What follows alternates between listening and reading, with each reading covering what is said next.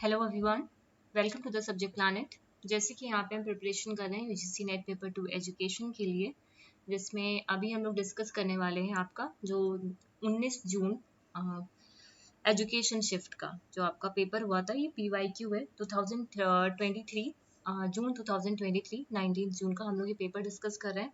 Already मैंने इसके 50 questions आप लोग के साथ डिस्कस कर लिए हैं। रेस्ट 50 क्वेश्चन आज हम यहाँ पे डिस्कस करने वाले हैं। ठीक है, तो आ जाओ सबसे पहले 51 से स्टार्ट करते हैं। यहाँ पे क्वेश्चन नंबर 51 सेज, क्वेश्चंस को देखो, यहाँ पे आंसर्स विजिबल है। आंसर्स आपके सामने विजिबल है, बट मेरा यहाँ पे मेन मोटिव क्या है, आपको क्वेश्चंस को समझाना, उसकी लैंग्वेज को समझाना। ठीक है, तो वही चीज आपको इसको उसकी लैंग्वेज को समझना है, क्योंकि ऑलरेडी मैं पहले भी जब ये रिस्पॉन्स की आई थी तो मैंने इसका शेयर किया था। ठीक है, लेकिन अभी जो मैं इसको समझा रही हूँ, इसमें क्या करना है, आपको सिर्फ कीवर्ड्स को निकालना है, कीवर्ड्स को निकालना है। ठीक है, और क्वेश्चन की लैंग्वेज को समझना है। बेसिकली क्वेश्चन सब वही आपके कंटेंट से ही है, लेकिन कैसे क्वेश्चंस को टैकल करना है, ठीक है, ये चीज यहाँ पे हम लोग समझने की कोशिश करेंगे। इससे पहले कि जिन लोगों ने वीडियोस को नहीं देखा है, वो जाके प्लेलिस्ट में जाके इसको चेकआउट कर सकते हैं। अगर उससे रिलेटेड कोई भी क्वेरी हो तो उसे कमेंट सेक्शन में लिख के बता सकते हैं। Question number 51 says, in which of the following activities of inclusive education the parents have no role? ठीक है, इनमें से कौन सी ऐसी एक्टिविटीज है इंक्लूसिव एजुकेशन की जिसमें पेरेंट्स का कोई रोल नहीं होता है? ठीक है, इसमें क्या बोल रहा है, कोई रोल नहीं होता है। सबसे पहला पॉइंट यहाँ पे क्या बोल रहा है, preparing the school development plan. जब स्कूल का डेवलपमेंट प्लान प्रिपेयर किया जाता है तब क्या वहाँ पे पेरेंट्स का रोल होता है? यस, बिल्कुल होता है। वहाँ पे जितने भी स्टेक होल्डर्स हैं, ठीक है, उनका रोल होता है। वहाँ पे जो मेडिकल सर्टिफिकेशन होता है चिल्ड्रन विद डिसेबिलिटीज का, वहाँ पे भी पेरेंट्स का रोल होता है। और जब भी हम किसी इंडिविजुअल के लिए एजुकेशन प्लान को प्रिपेयर कर रहे होते हैं, ठीक है, उस टाइम पे भी आपके जो भी स्टेक होल्डर्स है, पेरेंट्स है, स्टूडेंट है, टीचर है, उन सबका वहाँ पे रोल होता है। बस खाली किस चीज में नहीं होता, जब एक टीचर कोलैबोरेटिव टीचिंग कर रहा हो। ठीक है, जब एक टीचर कोलैबोरेटिव टीचिंग कर रहा हो, उस टाइम पे यहाँ पे पेरेंट्स का कोई रोल नहीं होता है। ठीक है, next question, according to J Krishnamurti education means, education J Krishnamurti के अकॉर्डिंग एजुकेशन क्या है आपकी, है ना? जो जे कृष्णमूर्ति है उनके अकॉर्डिंग एजुकेशन क्या है? Learning from books, memorising the fact, developing the mind, enjoying natural diversity, earning academic degree and avoiding realities. ठीक है, इतने सारे ऑप्शंस आपको दे रखे हुए हैं यहाँ पे। उनमें से बताना है कि एजुकेशन का मतलब क्या है। मैंने इससे पहले भी आप लोग को शायद बताया होगा कि इस वाले शिफ्ट में जो 19 जून का जो पेपर हुआ था, उसमें जे कृष्णमूर्ति से और इंक्लूसिव एजुकेशन से काफी सारे क्वेश्चंस यहाँ पे देखने को मिले थे। तो जे कृष्णमूर्ति से आप लोग कीवर्ड्स को यहाँ पे निकाल सकते हो। ठीक है, जे कृष्णमूर्ति से आप यहाँ पे क्या कर सकते हो, कीवर्ड्स को निकाल सकते हो। तो उनके अकॉर्डिंग एजुकेशन का क्या मतलब था, टीचिंग का नहीं। एक क्वेश्चन अभी आपको टीचिंग से भी मिलेगा, ठीक है, लेकिन यहाँ पे क्या पूछ रहा है, एजुकेशन से उनका क्या मतलब था। पहला, learning from the books, memorising the fact, developing the mind and enjoying natural diversity and enjoying natural diversity, these are the education। मतलब उनके अनुसार शिक्षा ये थी। ठीक है, option number 3 should be right here. Next, how many steps are involve in the six sigma theory. जब six sigma theory की हम बात करते हैं, देखो वैसे तो यहाँ पे जो बात हो रही है वो डीमैक की बात हो रही है। ठीक है, डिजाइन, मेजर, एनालाइज, इम्प्रूव। ठीक है, एक सेकेंड में इसका सिक्स सिग्मा का आपको एक चीज दिखाती हूँ। आई थिंक मैंने वो, क्योंकि इसमें 4 स्टेप तो दिखा रहा है, बट है ये 5 स्टेप का। ठीक है ये 5 स्टेप का। ठीक है, एक मिनट रुको।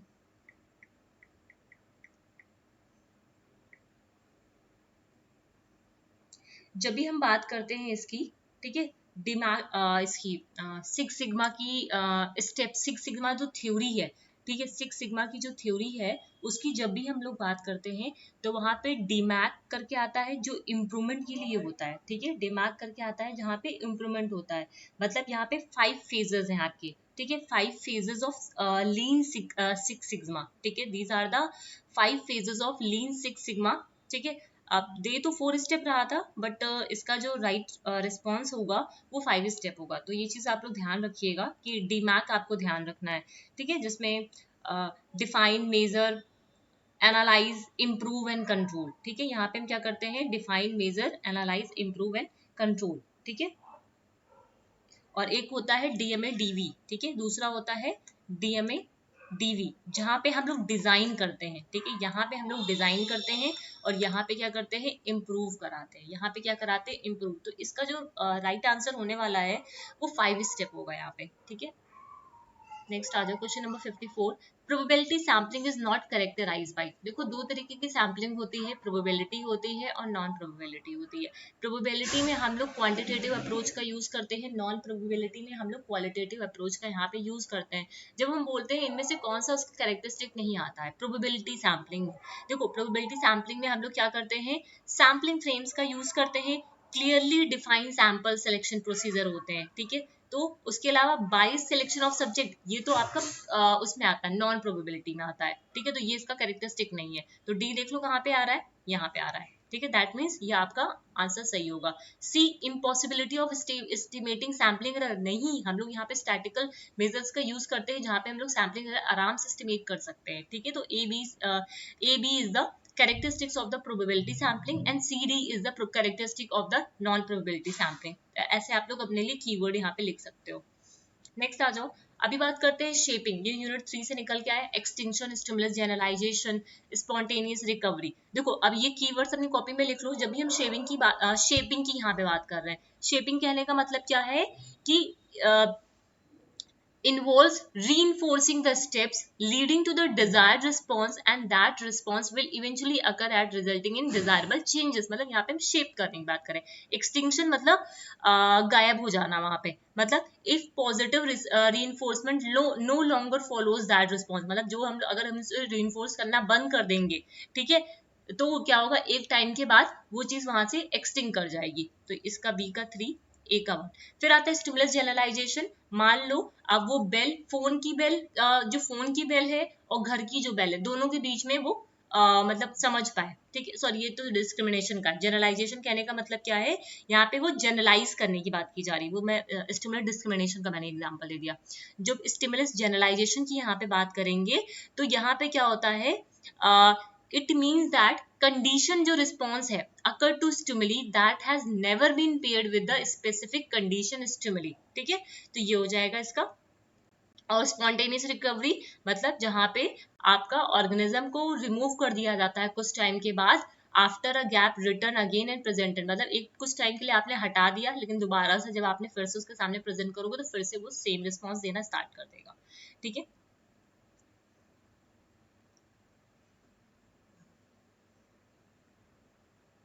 Which of the following emphasize critical understanding of the concept rather than rote learning? ये हमने पहले भी डिस्कस कर रखा हुआ है, नेशनल नॉलेज कमीशन। ठीक है, नेशनल नॉलेज कमीशन।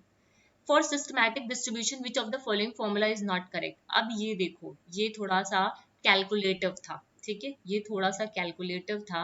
इसका ऑप्शन हो जाएगा आपका ऑप्शन नंबर 3। ठीक है, इसका हो जाएगा ऑप्शन नंबर 3। अब ये कैसे होगा, ठीक है, ये कैसे होगा, इसके लिए आप लोग जब रिसर्च का मैं मैराथन कराऊंगी, ठीक है, वहां पे मैं इसको पूरा आपको एक्सप्लेन कर दूंगी। ठीक है, वहां पे इसको पूरा कैलकुलेट करके, अभी इतना इतना यहाँ पे स्पेस नहीं है। ठीक है, वहां पे मैं पूरे फॉर्मूले के साथ कैसे ये इसको मैं इसी का स्क्रीनशॉट वहां पे लगा करके आपको ये एक्सप्लेन वहां पे कर दूंगी। ठीक है, ये फॉर्मूला कैसे निकल के आया, वेरी इजी, बस आपको एक वो जनरल फॉर्मूला पता होना चाहिए, आराम से निकल जाता। ठीक है, यहाँ पे एलसीएम लोगे फिर ऐसे निकाल सकते हो आप इसको। ठीक है, तो option number 3 should be right है। क्वेश्चन नंबर 58 में आ जाओ। अभी यहाँ पे क्या बोल रहा है, descriptive research, correlational research, action research, experimental research, कई सारी रिसर्च दे रखी हुई है। ठीक है, अभी यहाँ पे क्या बोल रहा है, अब जब हम बात करते हैं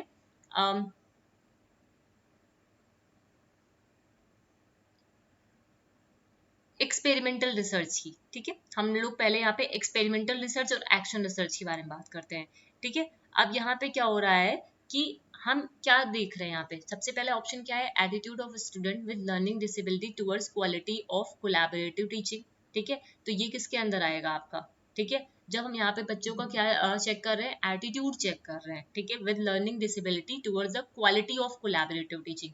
तो ये किसके अंदर आएगा आपका, ए का फर्स्ट देखो यहाँ पे आ रहा है, ठीक। अभी मैं effect of some yogic practices on mental health of a student with visual impairment studying in inclusive schools, मतलब समावेशी विद्यालयों में अध्ययनरत दृष्टिबाधित विद्यार्थियों के मानसिक स्वास्थ्य पर कुछ योग आधारित अभ्यासों का प्रभाव, ठीक है। तो ये किसके अंदर आएगा, एक्शन रिसर्च के अंदर आएगा या फिर एक्सपेरिमेंटल में आएगा, ठीक है। हम यहाँ पे क्या चेक कर रहे हैं, इफेक्ट को चेक कर रहे हैं, ठीक, इफेक्ट को चेक कर रहे हैं, ठीक है। तो मान लेते हैं इसका ये हो जाएगा ऑप्शन, हम सारे ऑप्शन को चेक करेंगे, हमने बी का फोर्थ मान लिया। नेक्स्ट देखो, problem of absenteeism among physically challenge student of 8th class, ठीक है, मतलब 8वीं कक्षा के शारीरिक रूप से दिव्यांग विद्यार्थियों की गैर हाजिरी में समस्या आ रही है आपको, ठीक है। तो ये किसकी बात कर रहा है, क्लास की बात कर रहा है ना, क्लासरूम की प्रॉब्लम की बात कर रहा है, तो ये किसके अंदर जाएगा, एक्शन रिसर्च के अंदर जाएगा, ठीक है। Relationship between stress and drop out rate student with disability का, तो ये किसके अंदर आएगा, कोरिलेशनल रिसर्च के अंदर आएगा। तो ऐसे करके आप निकाल सकते हो। तो option number 4 should be right here, right. Next आ जाओ, arrange in sequential order the order of creating an e portfolio, very important, हर बार आपको ई पोर्टफोलियो से क्वेश्चन देखने को मिलेंगे। जब भी हम लोग बात करते हैं ई पोर्टफोलियो की, तो कैसे उसको आप लोग कौन कौन से स्टेप्स को यहाँ पे लोगे, सबसे पहले आप क्या करोगे, एनालिसिस करोगे, एनालिसिस करने के बाद डिजाइन करोगे, डिजाइन के बाद आप डेवलप करोगे, डेवलप करने के बाद इंप्लीमेंट, देन आप इवेलुएट करोगे। तो ये स्टेप आपको याद होने चाहिए। नेक्स्ट क्वेश्चन नंबर 60 पे आ जाओ। कई सारी सैम्पलिंग दे रखी हुई है, सबके कीवर्ड्स अपनी कॉपी में लिख लो, ठीक है। जब हम बात करते हैं कोटा सैम्पलिंग कैसी है आपकी, नॉन प्रोबेबिलिटी है और इक्विवेलेंट है आपके स्ट्रैटिफाइड सैम्पलिंग के, इक्विवेलेंट है आपकी स्ट्रैटिफाइड सैम्पलिंग के। तो ए का फोर्थ एक ही से बन गया आपका। स्नोबॉल देख लो, स्नोबॉल सैम्पलिंग हम कब करते हैं, जब हमारे पास डेटा बहुत रेयर डेटा होते हैं, ठीक है। तो बी का थर्ड। क्लस्टर सैम्पलिंग क्या होती है, क्लस्टर सैम्पलिंग किसी जोग्राफिक रीजन के में हम लोग करते हैं, लार्ज पॉपुलेशन के लिए करते हैं। तो बी का सी का 1 हो गया। सिस्टमैटिक सैम्पलिंग मतलब जहां पे n नंबर ऑफ सैंपल्स को हम लोग कलेक्ट कर लेते हैं, ठीक है। तो ये कीवर्ड्स हैं, आप अपनी कॉपी में लिख लो।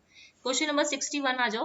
MOOCs are a learner centric course, yes, MOOCs एक लर्नर सेंट्रिक कोर्स है और मूक्स को एक्सेस किया जा सकता है by the learner in the presence of a his her teacher, ठीक है। बट यहाँ पे ये क्या बोल रहा है, ये लर्नर सेंटर, ये कैरेक्टरिस्टिक बता रहा है बस खाली, और इसको एक्सेस किया जा सकता है टीचर के प्रेजेंस में, लेकिन ये इसका एक्सप्लेनेशन नहीं है, ठीक है। तो both A and R true, but R is not the correct explanation. Which of the following approaches of technology for education, जब हम बात करते हैं टेक्नोलॉजी फॉर एजुकेशन तो ये सिस्टमैटिक अप्रोच होती है। जब हम बात करते हैं टेक्नोलॉजी इन एजुकेशन तो ये आपकी हार्डवेयर अप्रोच की बात करती है। यूनिट 8 से क्वेश्चन आया हुआ आपका। क्वेश्चन नंबर 63 पे आ जाओ। Which of the following function have been suggested for the diet in programme of action, ठीक है। ये चीजें आपको रट्टी होनी चाहिए आपके दिमाग में, ठीक है। डाइट ने कौन कौन से सजेशन दिए थे इन प्रोग्राम ऑफ एक्शन 1986, जहां पे इन्होंने पहला सजेशन दिया था pre service in service education होनी चाहिए टीचर्स के लिए फॉर फॉर्मल स्कूल सिस्टम। दूसरा training of and orientation of heads of institution in institutional planning and management. तीसरा orientation of community leaders, functionaries of voluntary organisation जो influence करती है school level education को। उसके अलावा इन्होंने in service education secondary school teachers के लिए खाली बात नहीं की थी, ठीक है। यहाँ से इसको एलिमिनेट कर सकते हो। एक्शन रिसर्च और एक्सपेरिमेंटेशन की भी यहाँ पे बात हुई थी, ठीक है। तो ये सब कीवर्ड्स अपनी कॉपी में लिख लो, ठीक है। अगर आपने नहीं पढ़ा है तो इससे भी आप कर सकते हो। Arrange the steps use in constructing and equal appearing interval attitude school, ठीक है। आपको अरेंज करना है स्टेप्स को जिसको यूज किया जाता है जब हम लोग equal appearing interval attitude scale को क्या करते हैं, कंस्ट्रक्ट करते हैं। तो सबसे पहले जब भी हम किसी स्केल को कंस्ट्रक्ट करेंगे तो थोड़ा सा कॉमन सेंस का यूज करो। क्या करोगे, प्लानिंग करोगे यहाँ पे, ठीक है। क्या करोगे, प्लानिंग करोगे। मान लो आपको ये चीज नहीं समझ में आ रही है, ठीक है, कि equal appearing interval attitude scale क्या है, आप नहीं समझ पा रहे हो। लेकिन कभी भी कोई चीज स्केल को अगर आपको डेवलप करना है तो सबसे पहला काम क्या होगा आपका, यहाँ पे प्लानिंग करना। जब भी प्लानिंग आएगा तो ये दोनों स्टेप यहाँ से एलिमिनेट हो गए। अभी आ जाओ दूसरे में। अब ये आपने प्लानिंग कर ली, प्लानिंग करने के बाद आप क्या करोगे, सबसे पहले सिलेक्शन करोगे statement for the final scales, या सॉरी कलेक्शन करोगे, क्या मैं बोल रही हूँ, प्लानिंग फॉर द ये पहला मैं ऐसे लिख ले रही हूँ, ठीक है। फिर उसकी प्लानिंग करने के बाद आप क्या करोगे, मैं दोनों ऑप्शन के साथ बता रही हूँ। डी ऑप्शन क्या बोल रहा है, शॉर्टिंग द प्रोसीजर। अब यहाँ पे प्लानिंग करने के बाद सीधे आप प्रोसीजर को शॉर्ट करना शुरू कर दोगे, या फिर आप कलेक्ट करोगे और एडिट करोगे स्टेटमेंट को। तो दोनों में से बेटर ऑप्शन यहाँ पे कौन सा लग रहा है आपको, ये वाला लग रहा है, बी वाला। तो इसके साथ चले जाओ। तो ऐसे भी करके आप यहाँ पे आंसर निकाल सकते हो। अगर आपको नहीं पता, आपने कलेक्शन कर लिया, एडिटिंग कर ली स्टेटमेंट की, उसके बाद प्रोसीजर को शॉर्ट आउट कर लिया, उसके बाद आप अपना फाइनल स्केल के लिए स्टेटमेंट को सेलेक्ट करोगे, फिर एस्टैब्लिशमेंट करोगे। यहाँ पे ऐसे भी पहले और आखिरी से भी चेक कर सकते थे यहाँ पे, ठीक है। Establishment of reliability and validity of the scale, ऐसे करके भी, मतलब पहला आपने चेक कर लिया और आखिरी चेक कर लिया, इस तरह से भी आप इसको बना सकते थे यहाँ पे, ठीक है। नेक्स्ट आ जाओ। अब ये लेटेंट लर्निंग की बात करते हैं। टॉलमैन में बात की गई थी जो आपका कॉग्निटिव लर्निंग है, ठीक है, is an example of cognitive learning. Why the researcher undertake the coding in grounded theory, ठीक है, क्यों रिसर्चर, ठीक है, जो ग्राउंडेड सिद्धांत में शोधकर्ता द्वारा कोडिंग क्यों किया जाता है, जिससे हम जब थ्योरेटिकल सैचुरेशन को रीच कर पाए, तो जब भी सैचुरेशन पॉइंट आता है, सैचुरेशन पॉइंट कहने का मतलब क्या है, जहां से आपको डेटा मिलना बंद हो जाता है, जहां पे आपको इंफॉर्मेशन मिलना बंद आ जाता है, जब आप उस सैचुरेशन पॉइंट पे पहुंच जाओ, तो वहां पे क्या हो जाए, उसको वहां पे स्टॉप कर दिया जाता है। तो वो ये होती है आपकी ग्राउंडेड थ्योरी, ठीक है। तो आपका ऑप्शन नंबर 4। फिर गांधी जी बिलीव दैट, गांधी जी किस चीज पे बिलीव करते थे, कॉपी में लिख सकते हो कीवर्ड्स की तरह। Teacher ask to be self sacrifice, और teachers manage their living within the modest salaries. ध्यान रखना, ये नहीं कि मॉडेस्ट सैलरीज की बात की है तो ये हटा देना, नहीं, इन्होंने बात की थी यहाँ पे, ठीक है। उसके अलावा interest is to be the basis of learning, interest एक बेसिस होता है हमारी लर्निंग के लिए। Next, identify the limitation of rating scales being a tool of research. अभी हम यहाँ पे क्या बताना है, रेटिंग स्केल्स का जो identify the limitation of rating scale being a tool of research, ठीक है। अब ये जब भी आप रेटिंग स्केल यूनिट 7 में आप पढ़ोगे रेटिंग स्केल्स के बारे में, वहां पे मैंने कुछ आपको लिमिटेशन के बारे में बताई, जिसमें हेलो इफेक्ट है, उसके बारे में वहां पे लिखा भी हुआ है। हेलो इफेक्ट है और greater tendency to be generous, ये दोनों है आपके, ठीक है, ये पॉइंट में ही लिखे हुए हैं वहां पे, ठीक है। इसके बारे में डिटेल में पढ़ने की जरूरत नहीं है आपको, बस ये ध्यान रखो ये दोनों होते हैं। 2-0 पॉइंट आपका कहाँ पे आता है, रेशियो स्केल्स में आता है, वेरी इजी, ठीक है। Under the policy of inclusive education at school level, the student with intellectual disabilities are encouraged to participate in, ठीक है। ये क्वेश्चन हम लोगों ने किया है अभी पहले ही, कि जब भी हम जो policy of inclusive education school level पे जो स्टूडेंट है इंटेलेक्चुअल डिसेबिलिटीज के वाले, उनको इंकरेज किया जाता है किस चीज में पार्टिसिपेट करें, वो स्पेशल ओलंपिक्स भारत में, ठीक है। Question number 71, object permanence unit 3 से आता है। ये सेंसरी मोटर स्टेज से आपका निकल के आता है, जहाँ पे जीन पियाजे ने 4 स्टेजेस के बारे में बात की थी। Next, the visual and auditory जो इंटरैक्टिव कम्युनिकेशन होता है through ICT among people staying a varied location, ठीक है। मतलब यहाँ पे विजुअल और ऑडिटरी क्या है, कीवर्ड है, यहाँ से विजुअल और ऑडिटरी दोनों की बात की जा रही है, ठीक है। इंटरैक्टिव कम्युनिकेशन होता है, किसके थ्रू होता है, टेलीकॉन्फ्रेंसिंग के थ्रू होता है, ठीक है। Arrange the following steps involved in the testing of hypothesis from initial to final phase। हमें कहाँ से बात की जा रही है, इनिशियल से फाइनल स्टेज। तो सबसे पहले आप क्या करोगे, सेट करोगे अपनी नल हाइपोथेसिस को। याद रखना, सबसे पहले आप क्या करोगे, सेट करोगे नल हाइपोथेसिस को। उसके बाद setting up of a alternative hypothesis, ठीक है। उसके बाद क्या करोगे, आप चूज करोगे एप्रोप्रिएट लेवल ऑफ सिग्निफिकेंस को। फिर आप क्या करोगे, इसको करने के बाद कंप्यूट करोगे टेस्ट स्टैटिस्टिक को, देन आप डिसीजन मेकिंग करोगे, ठीक है। ये स्टेप्स कॉपी में लिख लेना। नेक्स्ट आ जाओ। The responsibility of all round development of a child in a campus of inclusive education is to be shared equally by. अब यहाँ पे किसकी बात की जा रही है, ऑल राउंड जो डेवलपमेंट है चाइल्ड का in a campus of inclusive education, ठीक है। तो यहाँ पे ये इक्वली शेयर किसके द्वारा किया जाना चाहिए, आपके जो हेड टीचर्स हैं और काउंसलर्स हैं, ठीक है, जो स्कूल और पेरेंट्स हैं, सब्जेक्ट टीचर्स हैं, जो स्पोर्ट टीचर है, ठीक है, उसके अलावा जो सब्जेक्ट टीचर और आपके जो स्पेशल टीचर्स हैं। हेलो, हेलो, अभी नहीं, 10 मिनट लगेगा, तुम उन्हें रहने दो, हम आ रहे थे, 10 मिनट में आ रहे।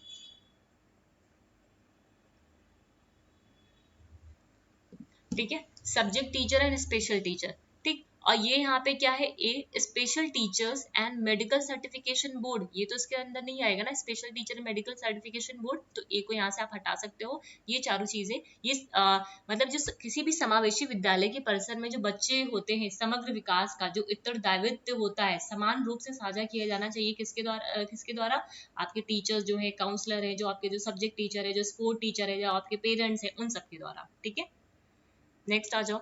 Which of the following statement is not correct in the context of learning? Context of learning में learning से काफी बार आपसे क्वेश्चन पूछे गए हैं, ठीक है। context of learning की बात करते हैं, हर एक पॉइंट को चेक करो। It can be defined as relatively permanent change in behavior. Yes, learning का मतलब ही यही होता है कि हमारे बिहेवियर में परमानेंट चेंज आता है। It may be for better or worse. Yes, हो सकता है हमारी बेटरमेंट के लिए हो या फिर वर्स के लिए, खराब के लिए भी हो सकता है, ठीक है। It must last for a fairly long time, yes, मतलब लॉन्ग टाइम तक, कुछ टाइम तक बरकरार रहना चाहिए। ये नहीं कि आज हमने कुछ किया और कल हम भूल गए तो हम क्या बोले कि लर्निंग हो गई, नहीं, ये नहीं है, ठीक है। It can takes place without a practice, no, बिल्कुल नहीं, ठीक है। बिना प्रैक्टिस के यहाँ पे लर्निंग नहीं हो सकती, तो ऑप्शन नंबर 3 को आप यहाँ से हटा सकते हो, ठीक है। ट्रांसडिक्टिव रीजनिंग, जब भी पर्टिकुलर टू पर्टिकुलर जाते हैं, मतलब proceed from particular to particular, ये आपकी ट्रांसडिक्टिव रीजनिंग होती है। क्वेश्चन नंबर 77 पे आ जाओ। यहाँ पे बात की जा रही है, रविन्द्रनाथ टैगोर है, महात्मा गांधी है, ठीक है। इन सबके अकॉर्डिंग जो करिकुलम है ना, जो करिकुलम है वो कैसा होना चाहिए।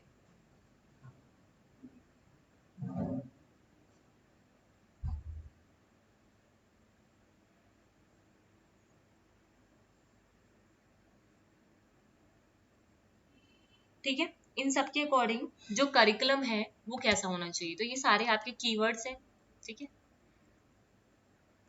मुझे ऐसा लग रहा है मैं कहीं इसको डिस्कस कर चुकी हूँ क्या, चलो कोई नहीं। रविन्द्रनाथ टैगोर की बात करते हैं सबसे पहले।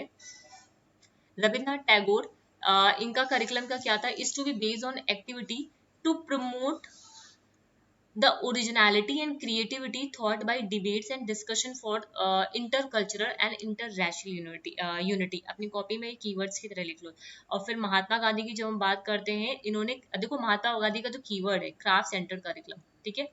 स्वामी विवेकानंद की बात करते हैं, तो स्वामी विवेकानंद की जब भी हम यहाँ पे बात करेंगे तो इन्होंने जैसे लैंग्वेज होती है ना, मतलब डेवलपमेंट, ओवरऑल डेवलपमेंट की बात की थी, spiritual growth and development of prosperity, इसकी बात की थी स्वामी विवेकानंद जी ने, ठीक है। उसके अलावा अरबिंदो घोष ने इंटीग्रल एजुकेशन की बात की थी, ऑल राउंड डेवलपमेंट, योगा की बात की थी, मतलब ऑल राउंड डेवलपमेंट किसके थ्रू हो सकता है, योगा और स्पिरिचुअल एजुकेशन के थ्रू हो सकता है। तो ये कीवर्ड्स आपको यहाँ पे मिल गए, ठीक है। Option number 2 should be right here. Which article of the United Nations Convent on Economic, Social and Cultural Rights speaks of the higher education to be accessible to all? Article number 30. ठीक है, Article number 30. Next, integrated curriculum has the following dimension. जो integrated curriculum होती है उनकी कुछ dimensions होती है, लिख लो कॉपी में। थीम डायमेंशन होती है, प्रोसेस डायमेंशन होती है, एडवांस डायमेंशन होती है। कौन सी डायमेंशन नहीं होती है आपकी, कंट्रोल डायमेंशन नहीं होती है। कौन कौन सी होती है, थीम डायमेंशन होती है, प्रोसेस डायमेंशन होती है और एडवांस डायमेंशन होती है, ठीक है। थीम या फिर इशू, प्रोसेस या फिर प्रोडक्ट, एडवांस या फिर कंटेंट, ठीक है। In the book of pedagogy of oppressed a distinction has been made. अब यहाँ पे किसकी बात की जा रही है, pedagogy of the oppressed book है, उसके बारे में यहाँ पे बात की जा रही है। तो यहाँ पे जो ऑप्रेसर है और जो ऑप्रेस्ड है उनके बीच में डिफरेंस बताया जा रहा है। जो ऑप्रेसर है, अत्याचारी एवं दमित में डिफरेंस बताया जा रहा है, भेद किया जा रहा है यहाँ पे, ठीक है। नेक्स्ट आ जाओ। अब ये मोनोप्लेजिया, ये यूनिट 10 से आपके निकल के आया है, ठीक है। मोनोप्लेजिया, पैराप्लेजिया, हेमिप्लेजिया और क्वाड्रिप्लेजिया। क्वाड्रिप्लेजिया कहने का मतलब क्या है, जब भी हम क्वाड्रिप्लेजिया की बात करेंगे यहाँ पे चारों लिम्स आते हैं, पहला कीवर्ड 4 लिम्स, ठीक है। हेमी की जब भी हम बात करेंगे तो हेमी का मतलब क्या होता है, सेम, मतलब एक ही, ऊपर और नीचे, ठीक है। हेमीप्लेजिया अपर एंड लोअर, ठीक है, limb on the same side, एक ही साइड की बात की जा रही है। पैराप्लेजिया की जब बात करेंगे तो पैरा का मतलब होता है यहाँ पे लोअर लिम्स ओनली, ठीक है, लोअर लिम्स। और उसके अलावा जब मोनोप्लेजिया की बात करेंगे तो यहाँ पे वन, मोनो का मतलब वन, पैरा का मतलब लोअर, हेमी का मतलब ऊपर और नीचे लेकिन एक साइड में, क्वाड्र का मतलब चारों, ठीक है। Next, arrange the educational institution for children with disability starting from the most restricted to least restricted. सबसे ज्यादा restricted क्या होता है आपका हॉस्पिटल, ठीक है। उसके बाद आपका रेसिडेंशियल जो स्कूल होता है, उसके बाद आपका इंटीग्रेटेड स्कूल, फिर आपका क्या होता है, जब भी हम फिर आते हैं इंक्लूसिव, फिर inclusive schools with resource room facility, ठीक है। Option number 3 should be right है। Total quality TQM is a concept started in the year, ठीक है, ये 1980 में आया था। कब आया था? 1980 में आया था। Which of the following statement are stipulated in National Policy on Education 1986 in the context of Universal Elementary Education? इसका मैंने कंटेंट के साथ आप लोगों को कराया हुआ है अभी, जो हम लोगों ने PYQ किया था यूनिट 2 का, उसमें ही क्या क्या था? उसमें यूनिवर्सल इनरोलमेंट था, universal retention of children up to the age 14 years था, substantial improvement in the quality of education, ठीक है। ई की बात यहाँ पे नहीं की थी, ई को ऐसे ही आप एलिमिनेट कर सकते हो, ACD, ठीक है, ACD should be right here. Which of the following are relevant in the context of andragogy? Andragogy का कहने का मतलब क्या है? एडल्ट की लर्निंग की यहाँ पे बात की जा रही है। देख लो, it refers to the science and practice of adult learning, yes हम लोग ने पढ़ा हुआ है। It refers to the science and practice of infant learning, no, B को एलिमिनेट करो, ठीक है। एलिमिनेशन मेथड ऐसी जगह पे यूज करा करो, ठीक। The term andragogy was first coined by Alexander Kapp, मैंने इस चीज को बताया आप लोग को। तो AC देखो कहाँ पे आ रहा है, यहाँ पे आ रहा है, यहाँ पे आ रहा है, इनको एलिमिनेट कर दो, दो ऑप्शन बचते हैं। जॉन फेडरिक हर्बर्ट डिस्कवर्ड एंड्रोगोजी, जो जॉन फेडरिक हर्बर्ट थे, उन्होंने एंड्रोगोजी को डिस्कवर किया है, या फिर जो फादर है एंड्रोगोजी के वो है हेनरिच पेस्टोलॉजी। तो मुझे नहीं लगता मैंने कंटेंट में इसके बारे में कुछ भी डिस्कस किया, तो यहाँ पे दो ही ऑप्शन आपके सही होंगे, A और C, ठीक है, A और C। नेक्स्ट आ जाओ, question number 86। If a student from class 5 develop his her own concept in mathematics, अपना खुद का वो कंसेप्ट डेवलप कर पा रहा है, ठीक है, क्लास 5 का बच्चा अपना खुद का यहाँ पे कंसेप्ट डेवलप कर पा रहा है, दैट मीन्स वो कंस्ट्रक्टिव मेथड ऑफ लर्निंग से को यूज कर रहा है, नॉलेज को अपनी कंस्ट्रक्ट कर रहा है यहाँ पे। जो the objective of establishment of human resource development centres, इसका भी मैंने डिटेल में आप लोगों को कंटेंट दिखा रखा हुआ है, जब हम लोगों ने यूनिट 2 को डिस्कस किया था उसके PYQ, ठीक है। जहाँ पे ऑब्जेक्टिव कौन कौन से हैं आपके? क्वालिटी इंप्रूवमेंट है, ठीक है, प्रमोट करना multicultural interdisciplinary activities in higher education, और प्रिपेयर करना list of teacher that may be sent, ठीक है, that may be sent to abroad for specialised teachers training, sorry, इसको एलिमिनेट यहाँ से कर सकते हो, ठीक है। रिसर्च प्रोजेक्ट के लिए डिग्री अवार्ड करने के लिए नहीं, ठीक है। नेक्स्ट आ जाओ, Savitribai Phule can not be characterise as political activities, very easy, political activities की तरह उनको हम लोग नहीं, उनकी विशेषता ये है ही नहीं, वो एजुकेशनिस्ट हैं, पोएटिस्ट हैं, सोशल रिफॉर्मर है, ठीक है।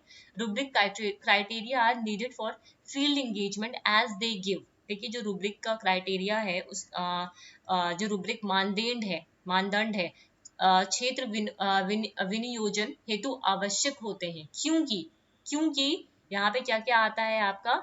डायग्नोस्टिक इंफॉर्मेशन आता है टीचर्स का, समेटिव आता है और कंटिन्यूअस आता है, ठीक है। डायग्नोस्टिक आता है जहाँ पे स्ट्रेंथ और वीकनेस को चेक कर सकते हैं, समेटिव जहाँ पे उनको हम जजमेंट कर सकते हैं, फाइनलाइज कर सकते हैं, कंटिन्यूअस लगातार जो चलता रहता है, ठीक है। तो ABE। क्वेश्चन नंबर 90, अब ये आपके उससे है, यूनिट 6 से है, हाइपोथेसिस, ठीक है, हाइपोथेसिस टेस्टिंग से ये क्वेश्चन है। देख लो, जब भी हम टाइप 1 एरर की बात करते हैं तो यहाँ पे क्या होता है? रिजेक्शन होता है नल हाइपोथेसिस का व्हेन इट इज ट्रू, ठीक है। और टाइप 2 एरर क्या होता है? एक्सेप्टेंस होता है नल हाइपोथेसिस का, ठीक है, व्हेन इट इज फॉल्स, मतलब एक मिनट को, एक्सेप्ट ऑफ, देखो एक का सेकेंड, ये है ना,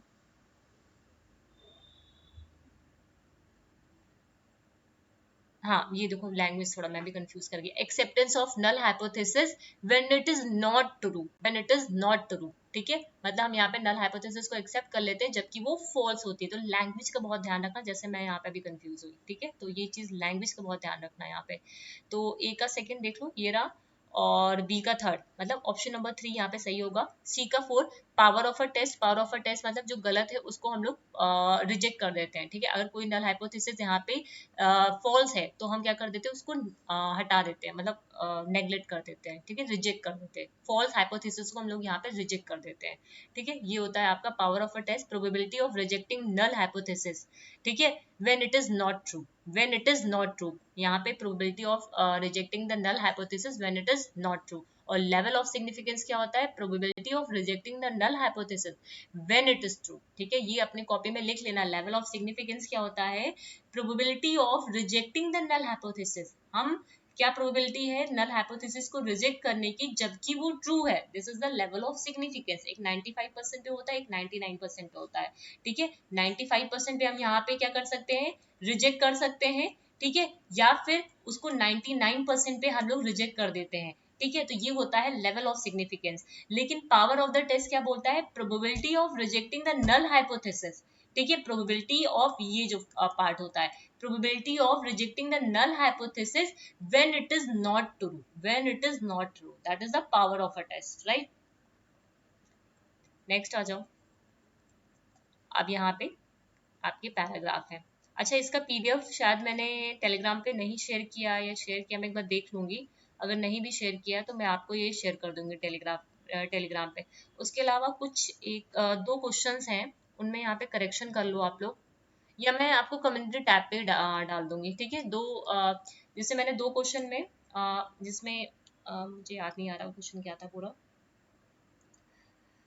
चलो मैं इसका वो स्क्रीनशॉट, दो ऐसे क्वेश्चन हैं, ठीक है। मैंने फाइनल वाली आंसर की से उसको देखा नहीं था, तो दो ऐसे क्वेश्चंस हैं, ठीक है, जिनका आंसर वो पहले वाली जो आंसर की थी वही वाला मैंने यहाँ पे बता दिया है, ठीक है। तो उसको मैं कम्युनिटी टैब पे इसका स्क्रीनशॉट शेयर कर दूंगी, तो आप लोग उसे प्लीज उसे करेक्ट कर लीजिएगा, ठीक है, क्योंकि ये पहले से ही मैंने पहले का ये पीडीएफ है, अभी का नहीं है, रिसेंट का, ठीक है।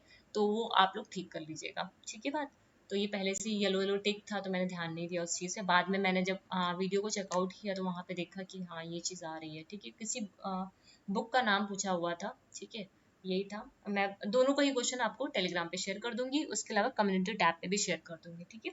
तो हम लोगों ने कौन सा पेपर डिस्कस किया, 19 जून, ठीक है, 2023 का ये हम लोगों ने पेपर डिस्कस किया है। मैं उम्मीद करती हूँ यहाँ से काफी सारे कीवर्ड्स आपको मिले होंगे। देखो, यहाँ पे क्वेश्चन को सिर्फ प्रैक्टिस मत करो, आपको यहाँ पे क्वेश्चन को समझना है। मैं क्वेश्चन पेपर को फिर से दोबारा से आपको इसलिए करा रही हूँ, ठीक है। वैसे तो हम लोग पीवाईक्यू कर ही रहे हैं, बट मैं अलग से इसलिए करा रही हूँ, जो रिसेंट में आपके 2021, 2022 और 2023 जून वाला तो हम लोगों ने कर लिया। अब हमारे पास बचा क्या, 21 और 22, इनके पेपर में आप लोग को कराऊंगी, सो दैट आप अपनी क्वेश्चन की लैंग्वेज समझ पाओ। क्वेश्चन की लैंग्वेज समझना बहुत जरूरी है एनडीए के प्रोस्पेक्टिव से देखा जाए तो यहाँ पे, ठीक है।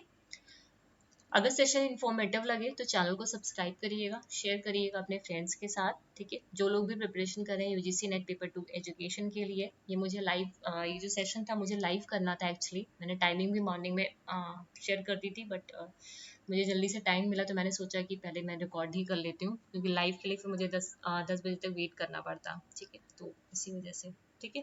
एंड कल हम लोग प्रोबेबिलिटी मतलब मेरी कोशिश रहेगी कि दोपहर के टाइम पे मैं एक सेशन आप लोग का ले लूँ, टीचर एजुकेशन का जो पीवाईक्यू है, जो यूनिट वाइज हम लोग पीवाईक्यू कर रहे हैं टीचर एजुकेशन का, ठीक है, उसका मैं एक सेशन आप लोग का दोपहर में मैं लेने की कोशिश करूंगी, और वो लाइव ही रहेगा। मैं मॉर्निंग में टाइम आप लोग को अपडेट कर दूंगी टेलीग्राम पे, ठीक है। तो कोशिश किया करो लाइव सेशन में आने की, सो दैट जो भी आपकी क्वेरीज हो तो उसी समय ही आप लोग पूछ पाओ, ठीक है। तो मैं बार बार इसीलिए बोलती हूँ कि लाइव सेशन में आने की कोशिश करो। ये लाइव सेशन अगर आ रहे हैं तो वो आप ही के लिए आ रहा है, ठीक है। मैं तो चाहे रिकॉर्ड करूँ चाहे लाइव लूँ, मेरे लिए तो बात एक ही है ना, ठीक है। तो आप लोग आओगे तो आप ही लोग का फायदा है, ठीक है।